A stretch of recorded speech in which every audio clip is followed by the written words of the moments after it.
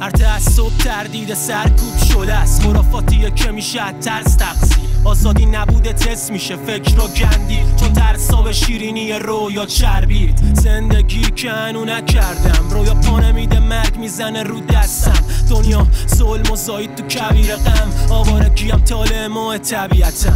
حقیقت آزاد نیست تو اسارت جنگ، آزادی حقیقت نداره این آسنگ. اعتقاد پایان کل تفکراست، دین شاخص اخلاق نی ازش جداست. پیچک اندیشمون میبله جهل شما رو، آگاهی درد داره نکش عدل خدا رو. وسط بهتر از درد تلخ بیهودگیه که سراسر تو گرفته مثل اپیدمی. شروع زندگی تحول نه تولد، بیزارم از هرچی حس شرم و ترحم.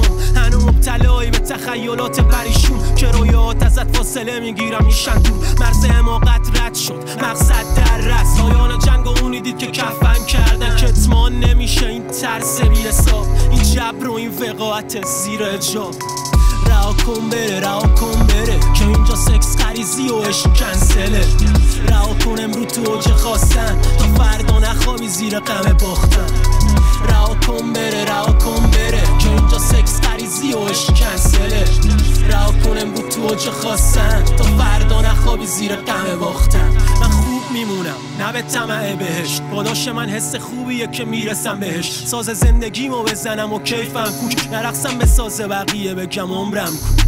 یه لوپ باطل بود افکار خط خطی، طغیان خشم و مخدر لعنتی. ولی خب حقیقت زاده یه اشتباهمونه، ما خماریم و متاع زندگی گرونه. دارم پیاده طی میکنم برهوت جهانو بدون شور کور دیده ها و بی تفاوت شده مکتب نبوغمونم مایه عذاب. اگه به حد برسه آویزونیت تنام، یه دیو درونم با کینه های شطوری، دشمن مغزای فاحشه و حرفای بی خودی. تا بله کف پاهم میگه سختی مسیر رو تو درک نمی کنی چون که ندیدی کبیر رو. دیگه رویاهام گرفته بوی کهنگی، شل کردم تا زالوها نکشن گشنگی. دنیای بی رویا فرارم مرز ترکیه، نوزادای بی گناه مجهول الهویه. من تنهایی و دوست دارم با چاشنی سیگارم، عشق و فقط میبینم توی خلوت خیالم. من رها شدم در اوج خواستن، اونجا که سرخوش بودم به تو رو داشتن. رها کن بره رها کن بره که اینجا سکس غریزی و عشق کنسله. رها کن امرو تو اوج خواستن تا فردا نخوابی زیر غم